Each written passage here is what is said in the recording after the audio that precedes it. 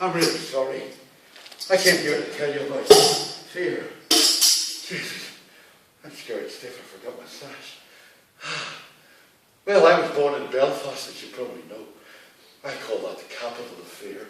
So I'm really experienced in it. Or I was. I've always been trying to escape from it, but it's been very difficult. Very difficult indeed. As I remember the 12th of July, as you can see, that kind of nonsense. Tens of thousands of people walking up Royal Avenue. Royal Avenue. What a strange name for a street. With banners and flags and replica swords and spears. And all of them shouting and roaring and singing and dancing. You know, it really brings the archetype right up from the ground, straight into your heart, straight into your soul. As a wee boy sitting on my daddy's shoulders, watching it and him dancing, you know. Dee dee dee dee dee dee dee dee dee dee dee dee. Well, it was fun. You can imagine. Really fun. I mean, as a wee boy, it's fun because, you know, he's dancing and he's singing and there's bands and it just seems like good fun. Really good fun. Except you remember that not everybody's joining in. But as a little boy, you don't realise that. Because I remember when I was born, of course. I was born in North Belfast, so I was born. I remember my first memories being in my cot. I crawled up the bars of the cot and held onto the bars. And I looked around in my little bedroom in Belfast and wondered what was going on and where my mummy was, of course. And all I could hear was kind of...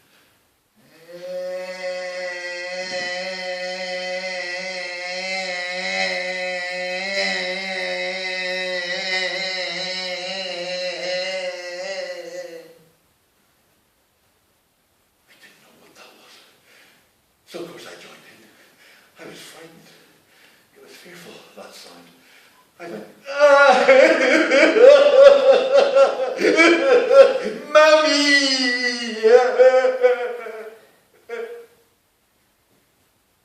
And all that I heard was the sound repeated.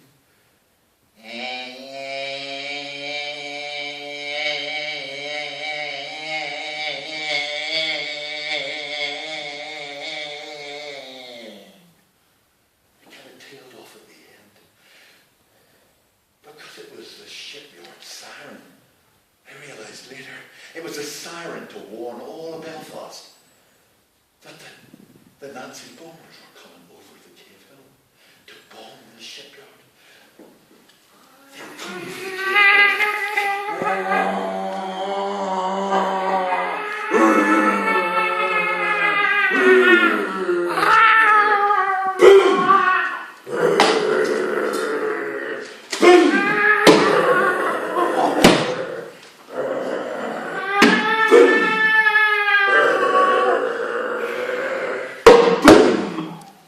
So Belfast filled up with great big holes in the ground.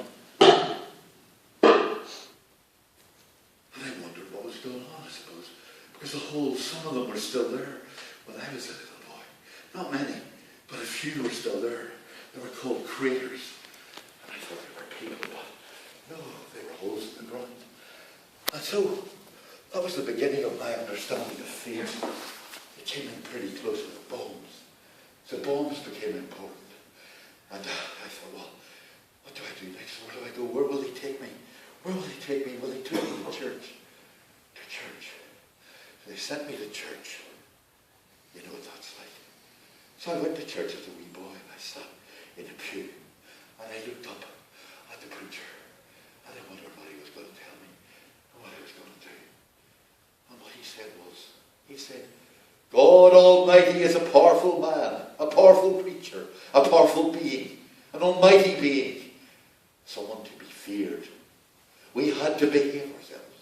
So, this man in the pulpit telling me about another man, I assume with a beard, telling me that I had to be good, I had to be careful, I had to be clean, and I had to obey the commandments. Otherwise I'd burn in hell. So what was that, burning in hell? I guess it was more fear to find my way through. And of course I had a passion as well because I wanted something. I was full of desire. It seemed to me that fear and desire go together. Would you not say fear and desire go together? Indubitably. You want something and you pay the price of fear. So I went to school because I wanted knowledge. In the same way as I went to church because I wanted God, I suppose. I wanted a spirit. I didn't want to die and go to hell or something.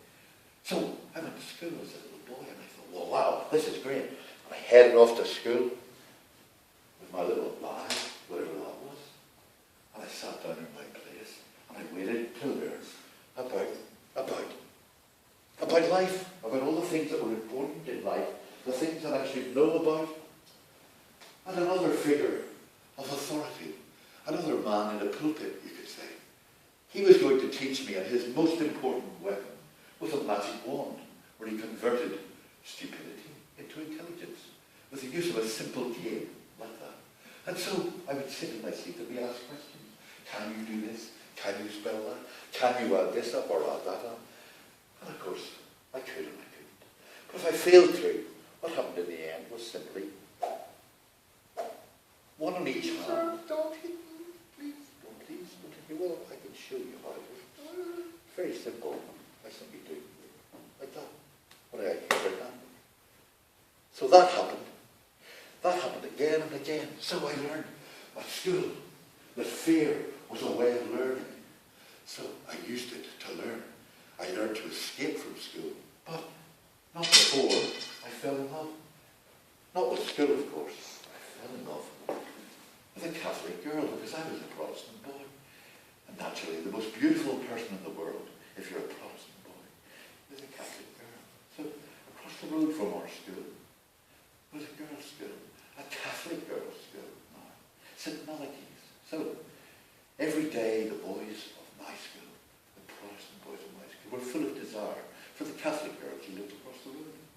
And of course we weren't allowed to go near them, or to touch them, or to speak to them, because our headmaster had told us there was an invisible line down the middle of the road, and none of us could cross that line. If we did, we would be caned. So punishment and fear attached itself to sexuality, to desire. So once again the formula goes together. Fear and desire. Desire and fear. They seem to have to go together in balance. So as I made my way through school, I found a perilous path. Because if